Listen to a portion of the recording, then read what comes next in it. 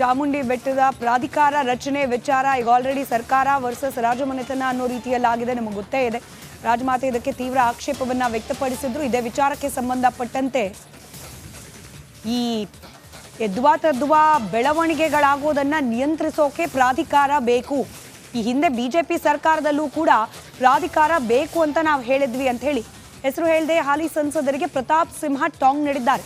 ಪರೋಕ್ಷವಾಗಿ ಹಾಲಿ ಸಂಸದ ಯದುವೀರ್ ಒಡೆಯರ್ ಅವರಿಗೆ ಪ್ರತಾಪ್ ಸಿಂಹ ಟಾಂಗ್ ನೀಡಿದ್ದಾರೆ. ಸೈದ್ಧಾಂತಿಕ ವಿಚಾರದಲ್ಲಿ ಮಾತ್ರ ಸಿದ್ದರಾಮಯ್ಯನವರಿಗೆ ವಿರೋಧ, ಆದರೆ ಈ ಪ್ರಾಧಿಕಾರ ರಚನೆ ಮಾಡೋ ಉದ್ದೇಶ ಇದೆಯಲ್ಲ, ಇದನ್ನ ಬಿಜೆಪಿ ಸರ್ಕಾರದ ಅವಧಿಯಲ್ಲೂ ಕೂಡ ಪ್ರಸ್ತಾಪಗಳಾಗಿತ್ತು. ಒಂದು ನಿಯಂತ್ರಣ ಅನ್ನೋದು ಇರಬೇಕಾಗತ್ತೆ.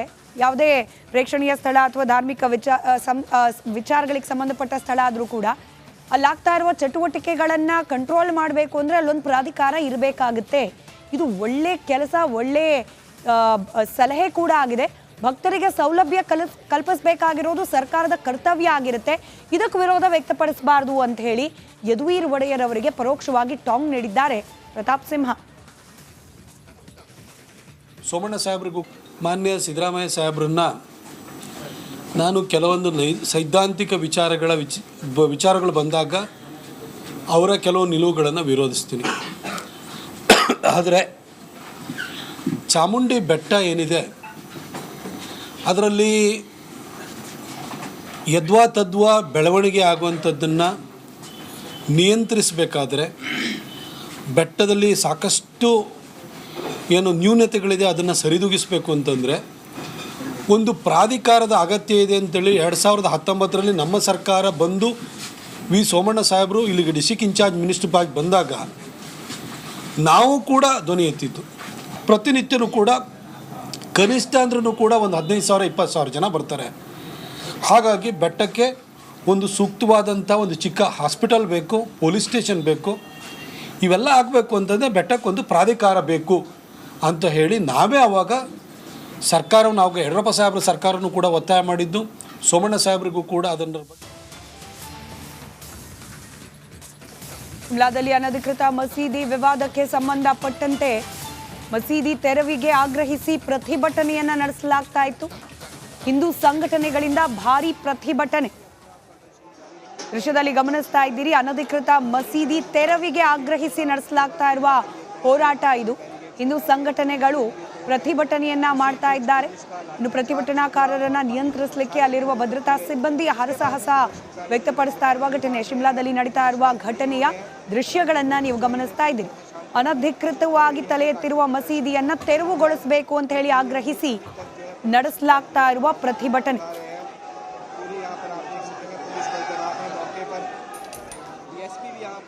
ಸತೀಶ್ ಜಾರಕಿಹೊಳಿಗೆ ಸಿಎಂ ಆಗುವ ಅರ್ಹತೆ ಇದೆ ಅಂತ ಶಾಸಕ ವಿಶ್ವಾಸ್ ವೈದ್ಯ ಹೇಳಿದ್ದಾರೆ. ಇನ್ನು ಒಂದು ಹೆಜ್ಜೆ ಮುಂದೆ ಹೋಗಿ ಅವರಿಗೆ ಸಿಎಂ ಸ್ಥಾನ ಸಿಗಬೇಕು ಅಂದಿದ್ದಾರೆ.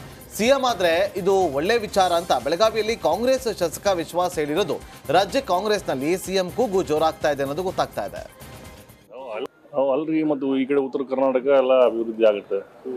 ನಮ್ಮ ಜಿಲ್ಲೆಯಲ್ಲಿ ಒಬ್ರು ಆಗ್ತಾರದು ನಮ್ಗೆ ಹೆಮ್ಮೆ ಪಡೋದು ಅಲ್ಲ. ಅದೇ ಈಗ ನೋಡಿ ಎಲ್ಲ ಹೈಕಮಾಂಡ್ ಬಿಟ್ಟಿದ್ದು ವಿಷಯ ಎಲ್ಲ ವರಿಷ್ಠರಿದ್ದಾರೆ, ಅವರೆಲ್ಲ ತೀರ್ಮಾನ ಒಳ್ಳೆ ರೀತಿಯಿಂದ ತೀರ್ಮಾನ ತಗೋತಾರೆ. ಅವ್ರಿಗೆ ಅರ್ಹತೆ ಇದೆ, ಯಾಕಂದ್ರೆ ಎಲ್ಲ ಕಡೆ ಸಂಘಟನೆ ಇದೆ, ಒಳ್ಳೆ ಕೆಲಸ ಮಾಡ್ತಾರೆ. ಮುಂದೊಂದು ದಿನ ಅವರೇ ಹೇಳ್ತಾರೆ 2028 ಕ್ಲೇಮ್ ಮಾಡ್ತಾ ಇದಾರೆ ಅಂತ. ಮುಂದೊಂದು ದಿನ ಆಗೋ ಅವಕಾಶ ಸಿಗ್ಬೋದು, ಯಾಕೆ ಸಿಗಬಾರ್ದು? ಅಲ್ರಿ, ಮತ್ತು ಈ ಕಡೆ ಉತ್ತರ ಕರ್ನಾಟಕ ಎಲ್ಲ ಅಭಿವೃದ್ಧಿ ಆಗುತ್ತೆ. ನಮ್ಮ ಜಿಲ್ಲೆಯಲ್ಲಿ ಒಬ್ರು ಆಗ್ತಾರದು ನಮ್ಗೆ ಹೆಮ್ಮೆ ಪಡೋದು ಅಲ್ಲ. ಅದೇ ಈಗ ನೋಡಿ ಎಲ್ಲ ಹೈಕಮಾಂಡ್ ಬಿಟ್ಟಿದ್ದು ವಿಷಯ ಎಲ್ಲ ವರಿಷ್ಠರಿದ್ದಾರೆ, ಅವರೆಲ್ಲ ತೀರ್ಮಾನ ಒಳ್ಳೆ ರೀತಿಯಿಂದ ತೀರ್ಮಾನ ತಗೋತಾರೆ. ಅವ್ರಿಗೆ ಅರ್ಹತೆ ಇದೆ. ರಾಜ್ಯ ಕಾಂಗ್ರೆಸ್ನಲ್ಲಿ ಸಿಎಂ ರೇಸ್ ಜೋರಾಗ್ತಾ ಇದೆ. ಈಗಾಗಲೇ ಅನೇಕ ಹಿರಿಯ ಕಾಂಗ್ರೆಸ್ ನಾಯಕರು ನಮಗೂ ಚಾನ್ಸ್ ಕೊಡಿ, ನಮಗೂ ಸಿಎಂ ಆಸೆ ಇದೆ ಅಂತ ಬಹಿರಂಗವಾಗಿ ಹೇಳಿಕೆ ಕೊಡ್ತಿದ್ದಾರೆ. ಈಗ ಸಿಎಂ ರೇಸ್ನಲ್ಲಿ ಯಾರು ಇಲ್ಲವೇ ಇಲ್ಲ ಅಂತ ಸಚಿವ ದಿನೇಶ್ ಗುಂಡೂರಾವ್ ಅವರು ಹೇಳಿದ್ದಾರೆ. ಸಿದ್ದರಾಮಯ್ಯ ಅವರೇ ಸಿಎಂ ಆಗಿರ್ತಾರೆ ಅಂತ ಹೇಳಿರುವ ಸಚಿವರು ಬಿಜೆಪಿ ಅವರು ಸುಳ್ಳು ಹೇಳೋದ್ರಲ್ಲಿ ನಂಬರ್ 1 ಅಂತ ಕೇಸರಿ ನಾಯಕರ ವಿರುದ್ಧ ಕಿಡಿಕಾರಿದ್ದಾರೆ. ಏನೂ ಆಗಲ್ಲ. ಸಿ ಎಮ್ ಅವರು ಇರ್ತಾರೆ, ಅವರೇ ಸಿ ಎಮ್ ಆಗಿರ್ತಾರೆ, ಅವರೇ ಆಡಳಿತ ನಡೆಸ್ತಾರೆ. ಏನೂ ಆಗೋದಿಲ್ಲ. ಯಾರು ಸಿ ಎಮ್ ರೇಸಲ್ಲಿಲ್ಲ. ಅವ್ರು ಸೋಷಿಯಲ್ ಮೀಡಿಯಾದಲ್ಲಿ ಏನೋ ಆಗ್ತಾ ಇರ್ತಾರೆ. ಅದೇನು ಅವರು ಬಿಜೆಪಿಯವರು ಸುಳ್ಳಲ್ಲಿ ಹೇಳೋದ್ರಲ್ಲಿ ನಂಬರ್ 1 ಅಲ್ವಾ ಈ ದೇಶದಲ್ಲಿ. ಸುಳ್ಳು ಹೇಳೋದ್ರಲ್ಲಿ, ತಪ್ಪು ಸುದ್ದಿಗಳನ್ನು ಹೇಳೋದ್ರಲ್ಲಿ ಮತ್ತು ಪ್ರಚೋದನೆ ಮಾಡೋದ್ರಲ್ಲಿ ನಂಬರ್ 1 ಅಂತ ಹೇಳಿದ್ರೆ BJP. ಸೊ ಅವ್ರ ಮಾತಿಗೆ ನಾವು ರಾಜ್ಯ ಸರ್ಕಾರದ ವಿರುದ್ಧ ಶಾಸಕ ದರ್ಶನ್ ಪುಟ್ಟಣಯ್ಯ ಅಸಮಾಧಾನವನ್ನ ಹೊರಹಾಕಿದ್ದಾರೆ. ರಾಜ್ಯ ಸರ್ಕಾರದ ಬೊಕ್ಕಸದಲ್ಲಿ ಹಣವಿಲ್ಲ, ಅಭಿವೃದ್ಧಿ ಕೆಲಸಗಳಿಗೆ ಅನುದಾನ ಸಿಗ್ತಾ ಇಲ್ಲ ಅಂತ ಕಾಂಗ್ರೆಸ್ ಬೆಂಬಲಿತ ಶಾಸಕ ಕಿಡಿಕಾರಿದ್ದಾರೆ. ಮೇಲುಕೋಟೆ ವಿಧಾನಸಭಾ ಕ್ಷೇತ್ರದ ಶಾಸಕರಾಗಿರುವ ದರ್ಶನ್ ಪುಟ್ಟಣಯ್ಯ ರಸ್ತೆ ಆಗಿಲ್ಲ, ಚರಂಡಿ ಆಗಿಲ್ಲ, ಚುನಾವಣೆ ಗೆದ್ದು 1.5 ವರ್ಷ ಆಯಿತು, ಏನು ಮಾಡೋದಕ್ಕಾಗಿಲ್ಲ ಅಂತ ಜನ ಆಕ್ರೋಶ ಹೊರ ಹಾಕ್ತಿದ್ದಾರೆ ಅಂತ ಹೇಳಿದ್ದಾರೆ. ನಾವು ಅಂದ್ಕೊಂಡಿದ್ದಷ್ಟು ಮಟ್ಟಕ್ಕೆ ಫಂಡ್ಸ್ ಬರುತ್ತೆ ಅಂತ ಅಂದ್ಕೊಂಡಿದ್ದಷ್ಟಕ್ಕೆ ಬಂದಿಲ್ಲ. ಈಗ ಡೆವಲಪ್ಮೆಂಟ್ ಆಗೋಕ್ಕೆ ಸುಮಾರು ಇಶ್ಯೂಸ್ ಆಯ್ತೈತೆ. ಯಾಕೆಂದರೆ ಡೆವಲಪ್ಮೆಂಟು ನೀವು ಗೊತ್ತಿರೋಂಥ ವಿಷಯನೇ, ಎಲ್ಲರೂ ರಾಜ್ಯ ಸರ್ಕಾರದ್ದು ಬೊಕ್ಕಸದಲ್ಲಿ ಹಣ ಇಲ್ಲ, ಎಷ್ಟಿದೆ ಅದರಲ್ಲಿ ಮ್ಯಾನೇಜ್ ಮಾಡ್ತಾರೆ. ಇನ್ನೂ ಹಿಂದಿನ ಪೇಮೆಂಟ್ ಮಾಡೋದೇ ಸುಮಾರು ದುಡ್ಡಿದೆ, ಸುಮಾರು ಸಾವಿರಾರು ಕೋಟಿ ಪೇಮೆಂಟ್ ಮಾಡಬೇಕು. ಇವೆಲ್ಲ ಇರೋದ್ರಿಂದ ನಮಗೆ ನಾವು ಜನರ ಹತ್ರ ಹೋದಾಗ್ಲೂ ಕೇಳಿದಾಗ ಏನಪ್ಪ ರಸ್ತೆ ಮಾಡಿಸ್ತೀವಿ ಅಂದ್ವಿ, ಮೋರಿ ಮಾಡಿಸ್ತೀವಿ ಅಂದ್ರಿ, ಎಲ್ಲೂ ಇನ್ನೂ ಆಗೇ ಇಲ್ಲ, ಆಗಲೇ 1 ವರ್ಷ ಆಯ್ತೈತೆ ಗೆದ್ದು ಏನು ಮಾಡಿಲ್ಲ ಅಂತ. ಸಿಎಂ ಬದಲಾವಣೆಯ ವಿಚಾರಕ್ಕೆ ಸಂಬಂಧಪಟ್ಟಂತೆ ಕಾಂಗ್ರೆಸ್ನಲ್ಲಿ ಒಬ್ಬರೊಬ್ಬರೇ ಈಗ ಬಾಯ್ ಬಿಡ್ತಿದ್ದಾರೆ. ಇತ್ತ ಸತೀಶ್ ಜಾರಕಿಹೊಳಿ ಸಿಎಂ ಆದರೆ ಸ್ವಾಗತ ಅಂತ ಬಿಜೆಪಿ ಶಾಸಕ ವಿಠಲ್ ಹಲಗೇಕರ್ ಅಚ್ಚರಿಯ ಹೇಳಿಕೆ ನೀಡಿದ್ದಾರೆ. ಸಿಎಂ ಆಗೋದಾದ್ರೆ ನನ್ನ ಬೆಂಬಲ ಇರುತ್ತೆ, ಇದು ನನ್ನ ವೈಯಕ್ತಿಕವಾದ ಹೇಳಿಕೆ ಅಂತ ಹೇಳಿದ್ದಾರೆ. ಭಾಳ ಟೈಮ್ ಹೇಳಿದ್ರು, ನಮ್ಮ ಜಿಲ್ಲಾ ಲೆವೆಲ್ ಯಾರು ಮಿನಿಸ್ಟರ್ ಚೀಫ್ ಮಿನಿಸ್ಟರ್ ಇದ್ರೆ ನಮಗೆ ಈ ಉತ್ತರ ಕರ್ನಾಟಕದಲ್ಲಿ ಚಲೋ ಆಗ್ತಾರೆ, ಪಕ್ಷ ಬಿಟ್ಟು ಇದು ಕೆಲಸ ಮಾಡ್ತಾರೆ. ಅದ ಕಾರಣ ನಮ್ಮ ಸಮೀಪ ಚೀಫ್ ಮಿನಿಸ್ಟರ್ ಆಗಿದ್ರೆ ಭಾಳ ಚಲೋ ಅದಾರ. ಮತ್ತು ಇವರು ಸಾಹೇಬ್ ಇವರು ರೇಸ್ನಲ್ಲಿ ಅದಾರ, ಇವರಿಗೆ ಸಿಗಬಹುದು ಅಂತ ಅನಿಸಿಕೆ.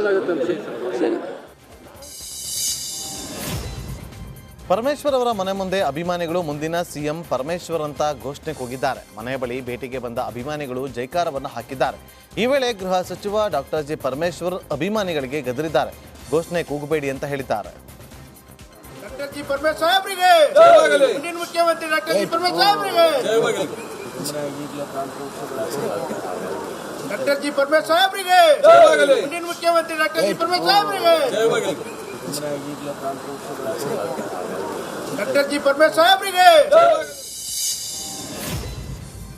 ಚಾಮುಂಡಿ ಬೆಟ್ಟದ ಪ್ರಾಧಿಕಾರ ಸ್ಥಾಪನೆಗೆ ರಾಜಮನೆತನದ ವಿರೋಧ ವಿಚಾರಕ್ಕೆ ಸಂಬಂಧಪಟ್ಟಂತೆ ಮಾಜಿ ಸಂಸದ ಪ್ರತಾಪ್ ಸಿಂಹ ರಿಯಾಕ್ಷನ್ ಕೊಟ್ಟಿದ್ದಾರೆ. ಹೆಸರು ಹೇಳದೆ ಹಾಲಿ ಸಂಸದರಿಗೆ ಮಾಜಿ ಸಂಸದ ಟಾಂಗ್ ಕೊಟ್ಟಿದ್ದಾರೆ. ಸಿದ್ದರಾಮಯ್ಯರನ್ನ ಕೆಲವು ಸೈದ್ಧಾಂತಿಕ ವಿಚಾರದಲ್ಲಿ ಮಾತ್ರ ವಿರೋಧ ಮಾಡ್ತೀನಿ. ಬೆಟ್ಟದ ಎದ್ವಾ ತದ್ವಾ ಬೆಳವಣಿಗೆ ನಿಯಂತ್ರಣ ಮಾಡೋದಕ್ಕೆ ಪ್ರಾಧಿಕಾರದ ಅವಶ್ಯಕತೆ ಇದೆ. ಬೆಟ್ಟಕ್ಕೆ ಪೊಲೀಸ್ ಠಾಣೆ ಹಾಗೂ ಆಸ್ಪತ್ರೆ ಬೇಕು ಅಂತ ಪರೋಕ್ಷವಾಗಿ ಸಂಸದ ಯದುವೀರ್ ಒಡೆಯರ್ಗೆ ಪ್ರತಾಪ್ ಸಿಂಹ ಕೌಂಟರ್ ಕೊಟ್ಟಿದ್ದಾರೆ. ಮಾನ್ಯ ಸಿದ್ದರಾಮಯ್ಯ ಸಾಹೇಬ್ರನ್ನ ನಾನು ಕೆಲವೊಂದು ಸೈದ್ಧಾಂತಿಕ ವಿಚಾರಗಳು ಬಂದಾಗ ಅವರ ಕೆಲವು ನಿಲುವುಗಳನ್ನು ವಿರೋಧಿಸ್ತೀನಿ. ಆದರೆ ಚಾಮುಂಡಿ ಬೆಟ್ಟ ಏನಿದೆ ಅದರಲ್ಲಿ ಯದ್ವಾ ತದ್ವಾ ಬೆಳವಣಿಗೆ ಆಗುವಂಥದ್ದನ್ನು ನಿಯಂತ್ರಿಸಬೇಕಾದ್ರೆ ಬೆಟ್ಟದಲ್ಲಿ ಸಾಕಷ್ಟು ಏನು ನ್ಯೂನತೆಗಳಿದೆ ಅದನ್ನು ಸರಿದೂಗಿಸಬೇಕು ಅಂತಂದರೆ ಒಂದು ಪ್ರಾಧಿಕಾರದ ಅಗತ್ಯ ಇದೆ ಅಂತೇಳಿ 2019ರಲ್ಲಿ ನಮ್ಮ ಸರ್ಕಾರ ಬಂದು ವಿ ಸೋಮಣ್ಣ ಸಾಹೇಬರು ಇಲ್ಲಿಗೆ ಡಿಸ್ಟ್ರಿಕ್ಟ್ ಇನ್ಚಾರ್ಜ್ ಮಿನಿಸ್ಟರ್ ಆಗಿ ಬಂದಾಗ ನಾವು ಕೂಡ ಧ್ವನಿ ಎತ್ತಿತ್ತು. ಹೇಗೆ ಸೋಮಣ್ಣ ಸಾಹೇಬರು ಡಿಸ್ಟ್ರಿಕ್ಟ್ ಇನ್ಚಾರ್ಜ್ ಮಿನಿಸ್ಟರ್ ಆಗಿದ್ದಾಗ ಚಾಮರಾಜನಗರದಲ್ಲಿ ಬಿಜೆಪಿ ಹಗರಣಗಳ ತನಿಖೆಗೆ ಸಿಎಂ ತಾಕೀತು ಮಾಡಿದ್ದಾರೆ ಎಂದು ಸಚಿವ ಸಂತೋಷ್ ಲಾಡ್ ಹೇಳಿದ್ದಾರೆ. ಹಗರಣಗಳ ತನಿಖೆ ಪರಿಶೀಲನೆ ಸಮಿತಿಯಲ್ಲಿ ಸದಸ್ಯರಾಗಿರುವ ಲಾಡ್ ನಮ್ಮ ಸಮಿತಿಗೆ ಸಿಎಂ 2 ತಿಂಗಳ ಕಾಲಾವಕಾಶ ನೀಡಿದ್ದಾರೆ. ಬಿಜೆಪಿಯಲ್ಲಿನ ಹಗರಣಗಳ ಬಗ್ಗೆ ಸಂಪೂರ್ಣ ತನಿಖೆ ಮಾಡಬೇಕು ಅಂತ ಸಿಎಂ ಸೂಚನೆ ಕೊಟ್ಟಿದ್ದಾರೆ ಅಂತ ಸಂತೋಷ್ ಲಾಡ್ ಹೇಳಿದ್ದಾರೆ. ಈಗ 2 ತಿಂಗಳ ಕಾಲಾವಕಾಶ ಸನ್ಮಾನ್ಯ ಮುಖ್ಯಮಂತ್ರಿಯವರು ನಮಗೆ ತಾಕೀತು ಮಾಡಿದ್ದಾರೆ. ಸೊ 2 ತಿಂಗಳ ಒಳಗಡೆ ಇವ್ರು ಮಾಡಿರ್ತಕ್ಕಂಥ ಹಗರಣಗಳು ಯಾವ ಇದ್ದಾವೆ ಅದನ್ನು ಸಂಪೂರ್ಣವಾಗಿ ಒಂದು ತನಿಖೆ ಮಾಡಬೇಕು. ಅದಕ್ಕೆ ನಮಗೆ ಆ ಸಮಿತಿಯಲ್ಲಿ ನನಗೆ ಕೂಡ ಒಬ್ಬ ಮೆಂಬರ್ ಆಗಿ ಸನ್ಮಾನ್ಯ ಮುಖ್ಯಮಂತ್ರಿಯವರು ನನಗೆ